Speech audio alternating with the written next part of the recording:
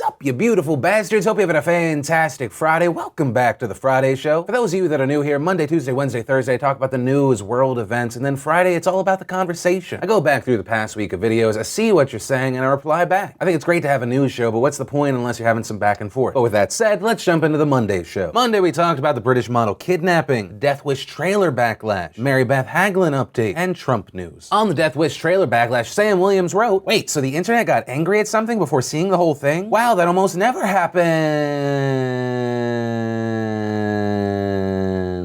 Can you sense the sarcasm of that comment? Because I agree with the sarcasm of that comment. I'm not saying this is the case for everyone, but it feels like more often than not these days, people have this predisposed anger or hatred towards a certain thing. And so it feels like it's not even the thing they see that actually offends them. It's like, oh, that fits my agenda. That fits the reason I want to be angry. I guess to kind of knock it down to preschool levels, you have this block of hatred. It's a specific shape. And you have people trying to jam their blocks through holes that even remotely look like the right shape. But when you do that with a trailer or any other situation where you don't have the full story, you're trying to jam your block through a hole before you even know what the fucking shape is. I'm not perfect. I've been guilty of it in the past. At some point in the future, I'll probably stumble. But we have to actively try to not be guilty of it, and when we are guilty of it, catch it. Then on the Trump news story, tired of this shit, which by the way, fantastic name, wrote it's a 1-minute video on Facebook once a week to highlight his accomplishments. Donald Trump is not shoving opinions down your throat. He's not taking over the radio or airwaves. Give me a fucking break, Philip. Peter Thusen wrote, this Trump news channel is almost Orwellian. J-Dog wrote, don't see an issue with Trump's own news show. You'd be just as foolish to only watch CNN, Fox, or Philip DeFranco. You should watch/read as many sources as possible if you want to understand a story as objectively as possible. If the fucker decides to ban all news outlets but his, then yeah, Houston, we have a problem. Turbo Taquito wrote, that Facebook stuff is really disturbing to me. Whenever somebody opposed him, Trump, instead of attacking their point, attacks their credibility by calling the Supreme Court judge who voted against the travel ban a so-called judge, which is ad hominem. He's doing it even more violently here, implying that any news that criticized him, even truthfully, is fake news. And so for those that didn't like my opinion in this video, that's fine. You are free to do so. We have different opinions, and that's fair and fine. But it still seems sketchy as hell to me that the president is putting out a thing that really is, it's essentially a campaign ad. And in that ad, it's just fluff pieces about the president, and then they close by saying this is real news. This is something being put out by a president and an administration that goes out and calls other outlets fake news.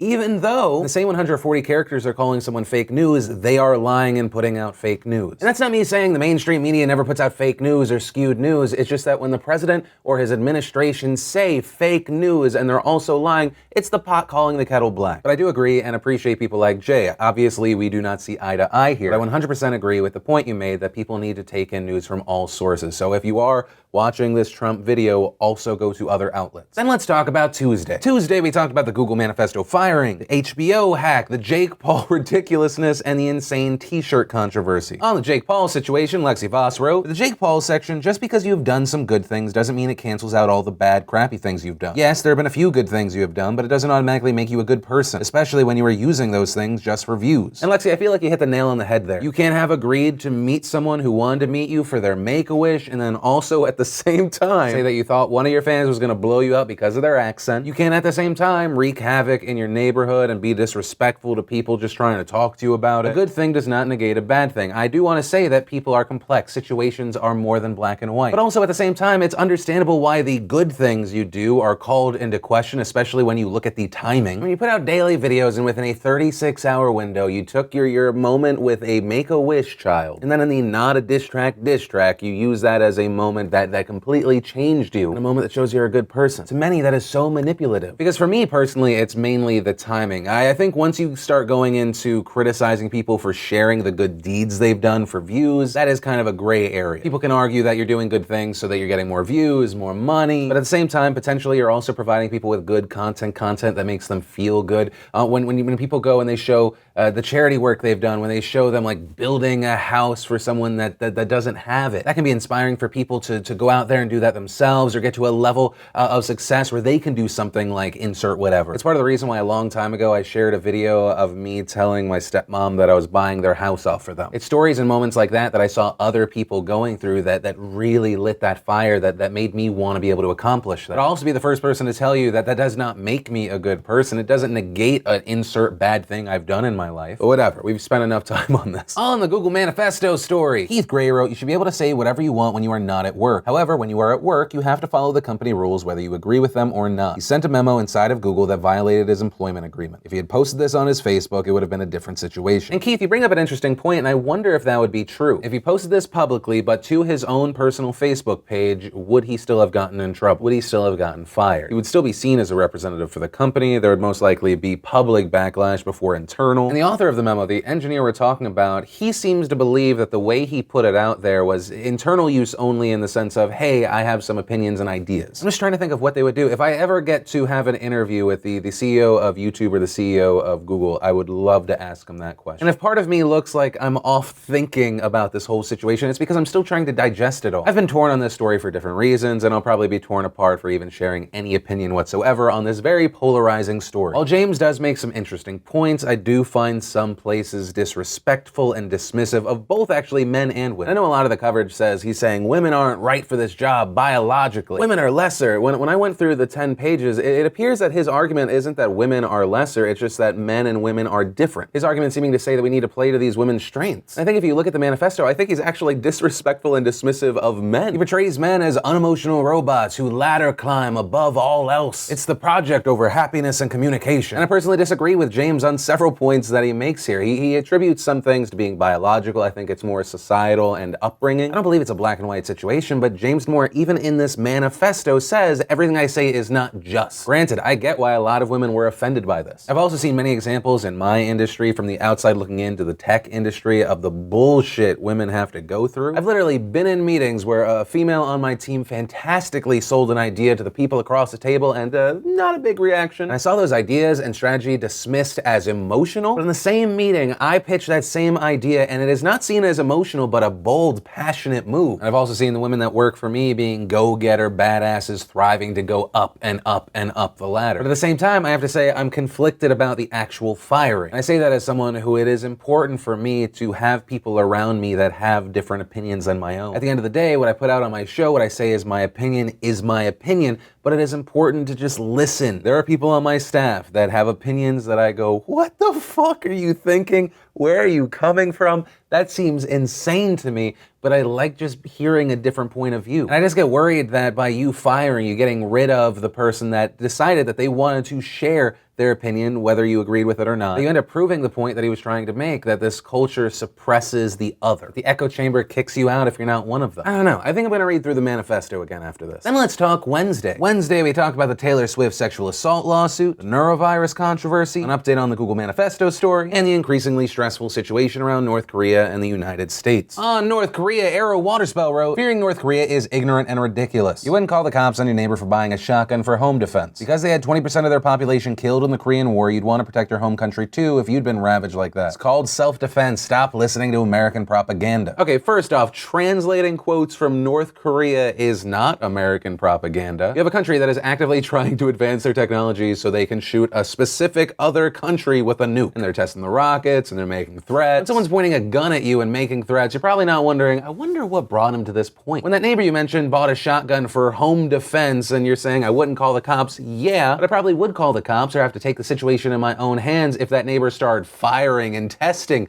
the shotgun in his home, shooting it in a way to show that he could easily get me through my window from the distance that he is at. All while the neighbor is shouting, I'm gonna shoot you in the face. Captain Dismissive over here. But on the other side, I 100% understand why they are developing these weapons. I don't believe that North Korea is 100% crazy. There's some crazy in there. In general, when I look at North Korea, I see a poor, insecure, and desperate country. I mean, in the Korean War, it's believed that 1.2 million South Koreans died, 1 million North Koreans died. North Korea has food problems, economic problems. The sanctions do not help that. The sad fact is, at the international level, there is a benefit to having nuclear weapons. There's a certain amount of respect that's always given by the person on the wrong end of a gun. So I get it, but as one of the people on the other end of that gun that North Korea is trying to point, not a fan of that neighbor, especially considering that neighbor is also a gross violator of human rights. But you know, that's just American propaganda. There's definitely no definitive proof. And then there was the Thursday show. Thursday, we talked about that professor's less stress policy, the Kylie Jenner money story, the Daddy of 5 criminal charges update, esports in the Olympics, and the no cops controversy out of Atlanta. And the main Thursday story I want to talk about is the professor story. It also appeared that a good number of the dislikes we got on that video were from people that weren't happy about what I said here. I specifically asked for the people that disagreed with me to speak up. They did. Let's start with a well-worded, not hateful one. This comment came from Less Than 3, who wrote, concerning that first story, I have to speak up for the professor. Now granted, he went about the issue in an over-the-top and quite frankly socially destructive way. Of course, this policy is going to be misused if implemented, but the reason he did this was an ever-growing problem. Students who actually want to master a subject, but all they can focus on is studying for the heaps and heaps of exams. In my country, what these students tend to do is called bulimic learning. Basically, students cram their heads full of all knowledge needed for the exam and vomit it back up. This knowledge will not be committed to long-term memory, and thus students don't really know the matter they should for the more in-depth courses that are based upon the knowledge of the previous ones. This creates quite a vicious circle even for hardworking and interested students. Granted, a lot of them manage, but there are more and more that don't, and it impacts the future of people who could have been more capable in their chosen field of study. My guess is the professor saw the stress of exams as the cause and decided not to give a fuck about grades, but rather would give those students a chance to get the knowledge without the exams dangling over their heads. Closing it out by saying, not gonna leave your classroom teach. But here's what I'll say to that comment. I understand what you're saying about students getting stressed out and overworked and just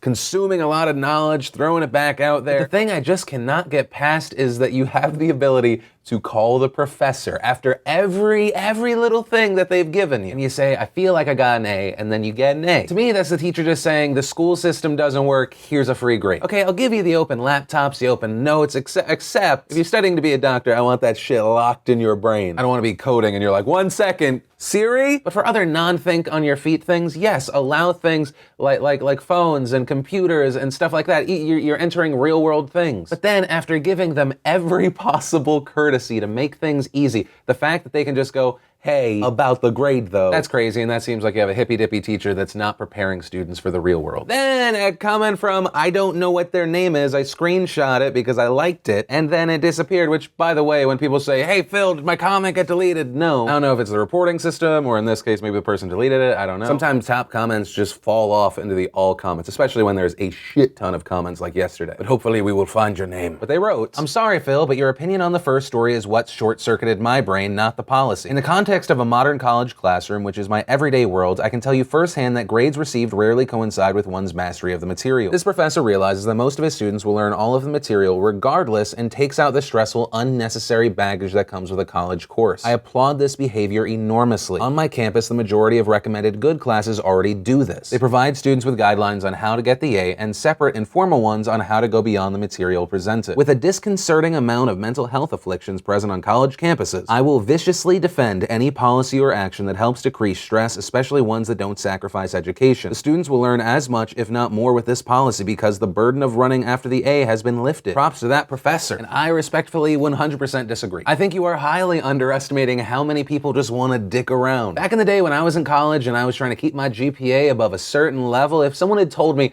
hey, there's this class you can take and you can just say, hey, professor, I feel like I got an A this semester, and then they gave me an A, I'm taking that class. I'm not gonna learn anything. That's also part of the problem. The people that are trying to learn the information are being rewarded just as much as the people not giving a shit. Let's put it in a less brainy situation. Let's say you're teaching sprinting, running as fast as you can from one point to another. It sounds like he puts all the tools and information out in front of you on how you can become the fastest sprinter possible. And they're gonna be the passionate people that push themselves, the competitive people that wanna be the best. You're always gonna have some of that, and those people will learn and they'll thrive. But also if you're throwing that information out there and they're not absorbing it, or they don't learn that information properly, and when they try and run, they run on their knees for some reason. And so you've got these students that learned how to run a 6-minute mile, and you got knee dragger McGee over here coming in at 1 hour, 7 minutes with bloody knees, and he's like, hey, actually, 1 sec, ring, ring. Professor, I'd love if you changed my time to 6 minutes. And then their official time gets changed to 6 minutes. They succeed? That's bullshit in my eyes. And you can think I'm a prick for having that opinion. You can think I'm not open to other people's sensitivities. Damn, I would respect the students who went out of their way to figure out a way to cheat in this class more than the people who would call up for a better grade. At least the cheating would show that you learned some problem-solving skills. This, on the other hand, is like winning a gold trophy for tapping out. And we'll close on the most offensive comment I got on Thursday. Kyle Winter wrote, admit it, Phil, you got beat in a foot race by your 3-year-old son. You didn't let him win. Took off blazing and took the inside turn, you couldn't catch him. It's okay, failure's a part of life. Kyle, you shut your fucking whore mouth. You weren't there. You haven't seen the tapes. Start off the line early. Should have been disqualified. But for some reason, no one said a thing. And that's actually where I'm going to end today's show. I do want to thank all of you for another fantastic week. Thanks for being a part of these shows, whether you're just watching or you're also leaving comments and liking and sharing, or maybe you're supporting over at DeFrancoElite.com. Thank you. It wouldn't be possible, and it sure as hell would not be as fun without you. But with that said, of course, as always, my name's Philip DeFranco. You've just been filled in. I love yo faces, and I'll see you Monday.